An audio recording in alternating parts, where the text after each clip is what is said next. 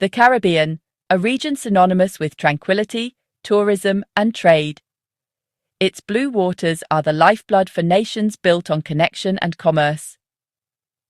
At dawn, Miami wakes to ships on the horizon, a reminder that Caribbean trade never sleeps.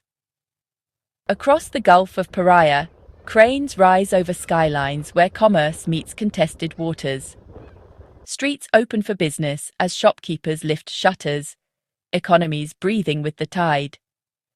But just over the horizon, a sustained crisis threatens to ignite a fire that could consume these calm waters.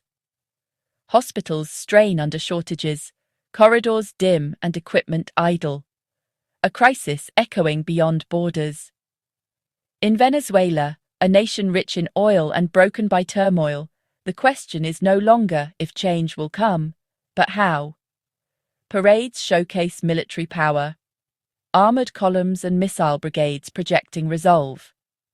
And in Washington, a bellicose rhetoric from the Trump administration has raised a specter not felt in decades, the specter of war. Even the calm Caribbean swell reflects uncertainty when great powers talk of force. We begin with a statement that reverberated across the hemisphere. We have many options for Venezuela, including a possible military option. Headlines, chyrons, and tweets ignite debates that shift markets faster than ships can turn. Podiums deliver firm lines while archives replay warnings, diplomacy threading every phrase. Since 2017, the Trump administration employed maximum pressure. Sanctions, isolation, recognition of a rival government, threaded with explicit mention of force. The rhetoric is deliberate. It's meant to fracture the military's loyalty to Maduro, to create a psychological edge. But in the Caribbean, where nations live in the shadow of American power, these words aren't abstract. They are contingency plans. From Grenada to Haiti, interventions left marks on policy. Our timeline is a lesson plan and a caution. We hear the drums. We have heard them before. Our position, through CARICOM, is for peaceful dialogue and non-interference. But when the elephant twitches, the grass feels it first. Sanctions tightened the Maduro government's access to capital and markets, squeezing oil lifelines, discouraging tankers, and pushing risk premiums higher. As opposition rallies swelled, foreign capitals issued recognitions, and the diplomatic vice turned, each statement shifting expectations on the street and at sea. Behind podiums, planners modeled spillovers, migration surges, shipping disruptions, and regional stability tests, translating politics into operational risk. Redacted memos outlined logistics math, fuel flow assumptions, convoy timing, insurer risk bans, and the thresholds that trigger reroutes. Signaling potential force can coerce, but it also amplifies chances of miscalculation, most acutely along crowded sea lanes and among fragile states. At sea, vigilance is routine. Watchstanders scan for skiffs, shadows, and sudden course changes that turn routine transits into incident reports. Aviation corridors and maritime choke points convert charts into spreadsheets. Time, distance, and exposure driving every routing decision. Each presidential mention spikes anxiety from Caracas to Curaçao. Businesses hedge, bookings dip, and cargo quietly reroutes without a shot fired. History threads through the present. Old footage of grey hulls off our coasts surfaces whenever rhetoric grows loud. Those memories live in policy DNA across the Caribbean, shaping how leaders hear today's drumbeat. Past interventions calibrate today's diplomacy. Small states weigh every statement and vote to avoid becoming staging grounds.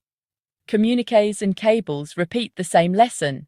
Survival favors precision over bravado. Meanwhile, ports price risk into schedules and renewals, converting geopolitical noise into operational cost. Contracts sit beside satellite feeds, paper clauses backed by pixels in orbit that monitor assets and exposures. And as traffic traces across the basin converge near Venezuela, even slight shifts ripple through routes, premiums, and plans region-wide. The impact is felt first in South Florida, nexus of hemispheric trade and diaspora. Cruise liners sail from Miami, measuring risk by headlines and holiday calendars. Trade collapsed from 2012 towards zero. Charts tell stories families already lived.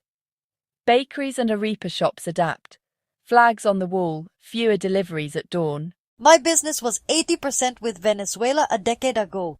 Now, zero. The sanctions are necessary, but they killed an entire commercial corridor. A war? It would be the final nail. The uncertainty alone froze what was left.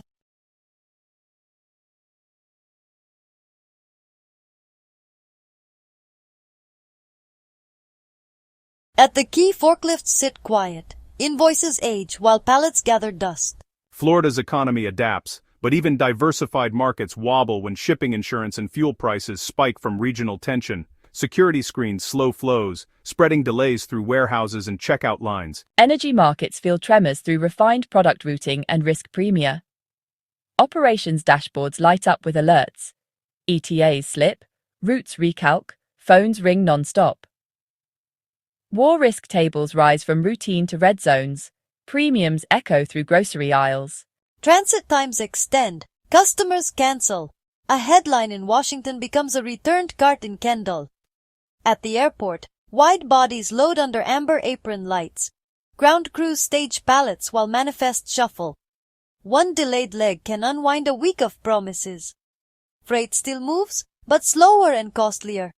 Every hour on the tarmac echoes in storefronts across Miami. The deeper existential threat lies south, among small economies with outsized exposure. From Florida, the map pulls south. Trinidad's gas, Curaçao's docks, Jamaica's lanes. Each glowing port node ties itineraries to insurance and incomes to a single tightening strait. Trinidad and Tobago, a petrochemical hub bound to Venezuela by geology, shared fields and cross-border infrastructure. Shared reservoirs tie Trinidad to Venezuelan gas, pipelines and politics braided across a narrow strait. Trinidad and Tobago shares a maritime border with Venezuela. We have a gas-sharing agreement vital to our petrochemical industry. A conflict would immediately shut that down, destabilizing our entire economy. Curaçao's refinery is idle because of Venezuela. War would make that idleness permanent. When risk spikes, product tanks and loading arms pause, and every hour of shutdown ripples through payrolls. Stacks fall silent against the sea. Idle time turns to rust, and rust becomes closure. To the north, Jamaica's transshipment and logistics depend on predictable lanes and stable premiums. We model closures near Venezuelan waters. A week of rerouting can cascade into month-long backlogs. Our flow diagrams show bottlenecks spreading quickly from Venezuelan ports into CARICOM hubs. At the gates, trucks wait, drivers count hours, and schedules unravel. When the refinery stopped, foot traffic vanished. If war scares off tourists and investors too, how do we survive? Energy, shipping and retail are threads of one fabric, pulled taut by uncertainty across the basin. Clauses define coverage. Storms of policy decide whether claims endure. Waves hammer cliffs like shocks on balance sheets, repeating until stone yields. And as confidence ebbs, even tourism flinches. Empty loungers under closed umbrellas, the sun overcast by doubt. Tourism is the oxygen of the Caribbean, over 15% of GDP region-wide. Clear water and quiet reefs sell the dream, but demand is fragile. One advisory or headline can flip sentiment and families postpone trips, pushing cancellations across an entire season. Resorts and cruise lines track advisories in real time. When risk rises near Venezuela, itineraries shift, OTAs flag routes, and occupancy models turn from green to amber in hours. Front desks feel it first. Group bookings pause, deposits are deferred, and flexible cancellation policies soften the blow but cannot fill empty rooms. The minute conflict and Caribbean appear in the same headline, our phones stop ringing. It doesn't matter if the fighting is 500 miles away. To a family in Ohio or London, the Caribbean becomes a zone of trouble. Bookings would evaporate overnight. Our reservation curve would fall fast. First discretionary trips, then conferences, then weddings. That drop ripples to taxi drivers, vendors, attraction operators, and supply orders by the next week. Hotels move to skeleton crews, freeze capex, and renegotiate payables. Housekeeping schedules shrink, restaurants cut hours, and small suppliers wait longer to be paid. Any refugee surge would strain services and intensify risk perception. Even if islands remain safe, images of chaos travel faster than corrections, and they damage our brand. Conflict would trigger desperate crossings, overwhelming fragile services on nearby islands. We already strain in calm periods. In war, search and rescue and detention capacity would be exceeded in days. Triage sites would activate quickly. Medical screening, translation, and transport coordination. That shifts patrol hours and pulls crews from routine maritime safety. Overflow goes to classrooms and community centers. Shared spaces mean crowded lessons, stretched staffing, and higher operating costs for local councils. Communities are generous, but budgets aren't elastic. Housing, healthcare, schooling, everything gets stretched. Social services would pivot to emergency mode, cash assistance, counselling, shelter management, while NGOs coordinate food and transport. The question is capacity and time. Perception drives tourism, pressure drives migration. Both converge on balance sheets. The Caribbean Sea is a shipping crossroads. Conflict reroutes cargo, lifts premiums, and slows trade. Watch a single hull cut through open water, and you can see the stakes. Every advisory shifts lanes, stretches ETAs, and raises the cost of moving essentials. War risk surcharges can multiply overnight. For small import-dependent islands, that translates into pricier food, medicine, and spare parts within weeks. Insurers price geography. Corridors near Venezuela, off the Paria Gulf, through the Aves Ridge, past the ABC Islands, face higher exposure metrics. Even without a shot fired, proximity alone widens rate bands and narrows coverage. Those premiums cascade into shelves. Importers trim orders. Supermarkets face thinner stock. Households meet inflation not from demand but from distance and danger. China and Russia support Maduro and invest across the region. An intervention would be viewed as a direct provocation. The Caribbean could become an arena for proxy competition. Geopolitical tension poisons the business climate, scaring off the foreign investment small economies rely on. Boardrooms read risk the same way markets do. They retreat. Procurement, credit, and hiring all tighten. For islands, higher hurdle rates mean projects pause, then perish. Our offshore financial centers thrive on predictability. War is the ultimate unpredictability. Capital flight would be rapid, and compliance friction would freeze legitimate business. Banks escalate de-risking. Cross-border wires face enhanced checks and longer holds. Liquidity migrates to safer hubs, starving local credit. Yields spike when uncertainty climbs. That raises borrowing costs for governments and firms, crowding out investment and tightening household budgets. Liquidity dries. Projects pause. Small shocks turn systemic. 3 headline risks: disrupted shipping lanes and higher premiums, capital flight and credit tightening, policy uncertainty that delays investment and hiring. A locked chain on a quiet dock captures the logic of conflict economics. When fear is priced in, motion stops. Prudence now can keep commerce moving later. Start with words. Rhetoric becomes sanctions. Sanctions become maritime signalling. Next, a declared security zone, then a quarantine with boardings. From there, limited strikes, blockade, and, at the extreme, occupation.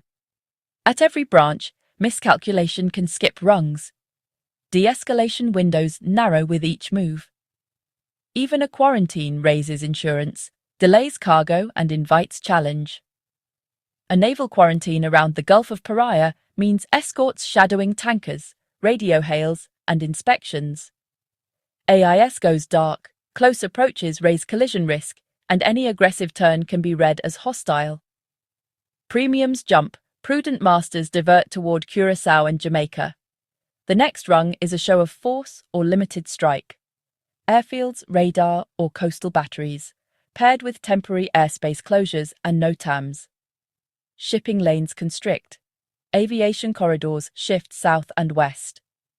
Countermoves, missile dispersal or militia harassment, raise the odds of escalation. Hard power is easier to start than stop. Collateral impacts on shipping and neighbours are unavoidable. Businesses must model contingencies now. Contingencies now. Diversify suppliers and lanes. Hold cash buffers. Harden cyber and comms. Pre-clear staff safety protocols and muster points. Maintain fuel hedges, alternate ports, and playbooks for curfews, blackouts, and telecom cuts. Shift critical SKUs to multi-origin sourcing. Pre-book freight. Negotiate force majeure language. Ensure receivables. Backup ERP and finance systems offline. Mirror data to the cloud in a different jurisdiction. Pre-stage printed SOPs. Identify secondary 3PLs, alternate airports and feeder loops, and test switchover under clock. Model a 30, 60, and 90-day cash runway under 20 to 40% revenue dips. Draw revolving lines early. Prioritize payroll and core inventory. Renegotiate terms with landlords and utilities. Prepay critical vendors. Secure deposits and cancellation clauses. Ask carriers about war risk riders, political violence cover, and business interruption tied to port closure. Confirm insurer notice requirements. Pre-fill claims documentation. Train frontline staff on incident logging. Arrange safe staging areas for drivers and crews, and practice communication trees before they're needed. Preparedness is not pessimism, it is prudence in a tightening strait. Hospitality moves on cycles measured in headlines and holidays, demand surges with confidence and disappears with doubt. Contingency means repositioning fleets, using codeshare shields, flexing crew bases, and keeping itineraries modular by week. Hotels run on quiet logistics, pallets in, waste out, linen cycles tight. Operators dual-source perishables, stage safety stock, and set trigger points for vendor swaps when advisories change. One advisory can redraw weeks of itineraries. Ports near Venezuela are the first to drop, with calls shifted to safer alternatives. Routes pivot toward the Bahamas and western lanes. Shore excursions are rebooked, tender ports swapped, and airlift rerouted through stable hubs to preserve guest confidence. Marketing pivots to safety, flexibility, and value, because fear resists discounts. Small businesses absorb the first shocks in every downturn. Fuel and insurance jump as bookings fall. Cash buffers decide who survives the season. Micro operators feel it on the ground. Quiet markets, fewer walk-ins, tighter payrolls. They trim hours, avoid layoffs if possible, and push direct channels to keep margin. Triage is practical. Protect payroll, renegotiate rent, defer capex, shift to variable costs, shorten booking windows, and offer fully refundable rates to rebuild demand. Own your channels, update guests transparently, and keep cancellation flexible to convert hesitation into holds. Trust returns through proof.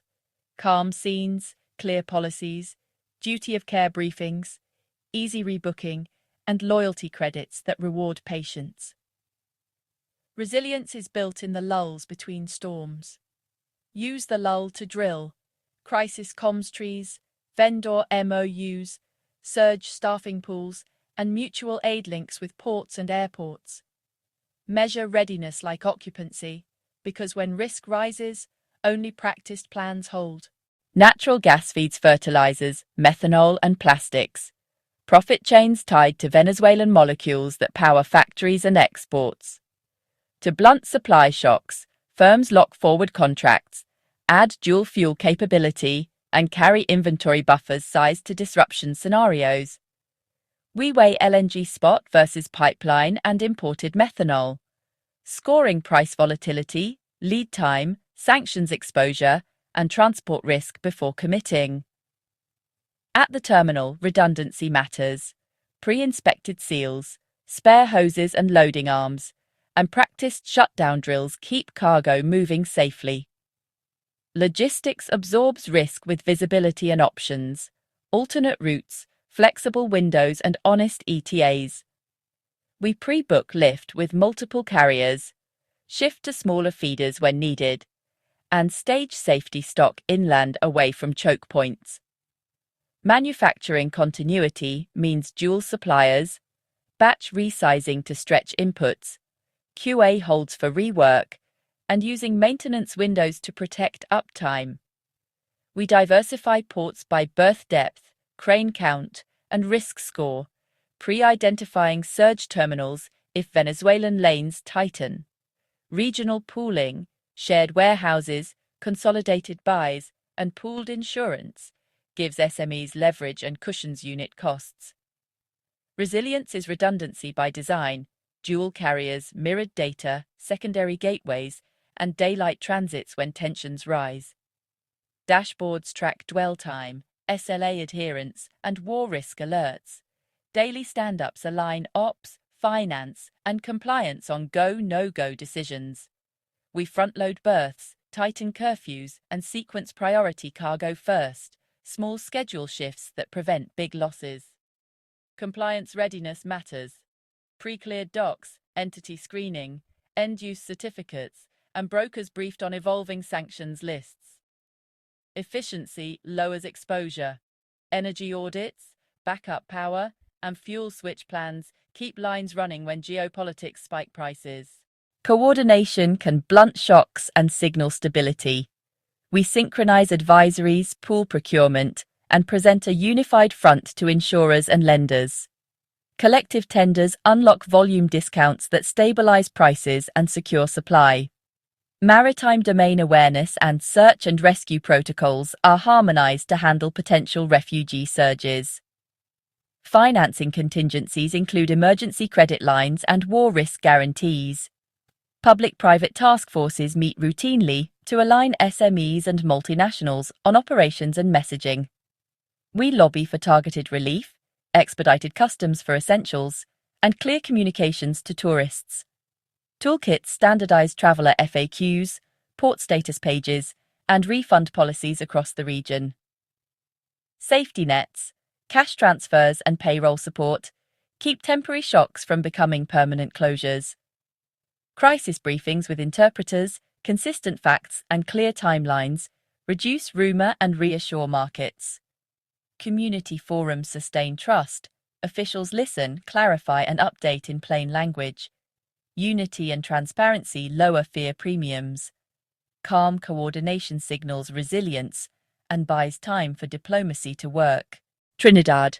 Energy heavy, trade exposed. Resin prices swing with geopolitics. We lock 90-day supply and carry extra safety stock. Hedge ladders stagger purchases across quarters. Caps, collars, and futures to smooth shocks and protect margins. Onshore, fishers and small shops feel it first. Diesel, ice, and parts rise before sales do. ABC Islands sit nearest to Venezuelan shores. Hotels and ports cross-train teams to flex across departments during downturns. Import dips empty shelves.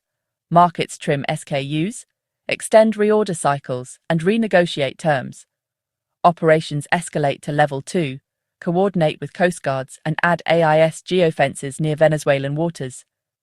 Jamaica leverages transshipment. Timing is money. Data beats panic. Push carrier ETA truth to customers daily. Bahamas. Finance relies on calm seas of regulation and reputation. Enhanced due diligence on LATAM flows. Expect longer clears. Set expectations early. Across islands, livelihoods hinge on steady ports. Dockworkers, clerks, chefs, drivers keeping daily life moving. Different islands, same equation. Balancing risk and livelihood. Behind charts are lives. At the market, vendors stack fruit with practiced grace, greet neighbours by name, and quietly adjust prices when fuel and freight creep up. A morning sale pays for lunch, school shoes, and rent. Resilience counted in small coins and steady smiles. At first light, a lone figure watches the tide. Between the hush of waves and gulls, worry and hope live side by side. Tomorrow's plan depends on today's news, on whether ferries run, shelves fill, and work returns. Parents ask about jobs, safety, and food prices. Children absorb the tone, if not the terms. They feel adult worries in quieter rooms. If patrols close grounds, fuel costs climb and catches fall. For fishers and vendors, thin margins become no margins. Every mile, every hour, measured twice. For the United States, intervention would be complex, costly, and polarizing. For Caribbean neighbors, it is existential, felt at docks, shops, clinics, and classrooms. We are not bystanders. We live along the routes of commerce and care. Our economies are delicate ecosystems where a shock in Venezuela becomes a shock at our tables. Conflict would send waves through tourism, trade, and trust, washing across savings and plans, apprenticeships and retirements. The cost of war would not stop at borders. It would arrive with the tide. Peace is not an abstraction here. It is the power to open a shop in the morning and to close it with tomorrow still possible. Hands work dough and steel. Bakers, mechanics, artisans holding communities together. Pride runs through craft, but so do costs. One delayed shipment can idle a week. Neighbors share meals and stories, stretch budgets, and pass plates without counting. In hard seasons, hospitality becomes mutual aid, the oldest institution in the islands. Volunteers pack boxes and lists, rice, batteries, soap, formula. Preparedness is love made practical, one parcel at a time, ready before the storm. The sea keeps its counsel beneath reddened clouds. It reminds us that choices made far away wash ashore here, quietly at first, then all at once. Dignity demands stability. Safe routes, fair prices, open schools. Our future depends on de-escalation and dialogue, on keeping trade lanes open and families whole. The Gulf of Fire, may it remain a metaphor. For the sake of millions, let the drums of war fall silent and let the sounds of commerce and community prevail. Contracts are stress-tested by war clauses, force majeure and sanctions controls. Language that decides who carries risk when politics roils the sea. Update boilerplates now. Define port closure triggers, war risk surcharges, diverted route costs, and documentary proofs required for claims. Build a compliance playbook, automated checks, escalation paths, dual approvals, and time-stamped audit trails that stand up to regulators and insurers. Screen vessels and counterparties in real time, OFAC and SDN lists, beneficial ownership, AIS anomalies and dual-use red flags to prevent inadvertent breaches. Insurance translates uncertainty into price. Premiums, deductibles, exclusions, and sublimits move with headlines and proximity to risk. Underwriters price geography, recent incidents, cargo type, and port security. Documented mitigation plans can shave points and widen cover. Clarify your stack: property, business interruption, marine cargo, and political violence, each with triggers, waiting periods, and proof of loss terms. Bundle BI with port closure and civil authority riders, capture board approvals, broker attestations, and contingency SOPs inside the policy file. Execute the paperwork. Endorsements issued, stamps applied, renewal calendars set. Store certificates and COIs where auditors and claims teams can reach them fast. The cheapest preparedness is clarity: no coverage, notice windows, salvage steps, and documentation checklists before any incident occurs. Compliance extends to customers. Refresh KYC, collect sanctions attestations, and communicate delays early, or queues and disputes will multiply. Publish clear public guidance, traveller FAQs, port status pages, and temporary payment relief to reduce rumour-driven cancellations and chargebacks. Stress test cash and reserves for shipping delays, premium spikes, and FX swings. set thresholds for spend freezes and pre-approved contingency draws. Politics shape policy, and policy shapes risk. In Washington, hearings and briefings turn strategy into talking points. Witnesses are sworn, charts unveiled, and every sentence is weighed for deterrence, diplomacy, and domestic optics. The subtext: how to project resolve without igniting a wider fire. Inside the interagency, deterrence is balanced against blowback across the Caribbean basin. Maps behind the podium show corridors and choke points. Officials speak of sanctions, coalitions, and all options, knowing markets, insurers, and shippers pass each word. Policy signals ripple faster than ships can turn. Partisan divides colour the narrative, hawks and doves trading charts and forecasts. The result is a rhetoric cycle that can raise premiums, shift routes, and harden positions before any order is signed. Inside Venezuela, crisis is daily life.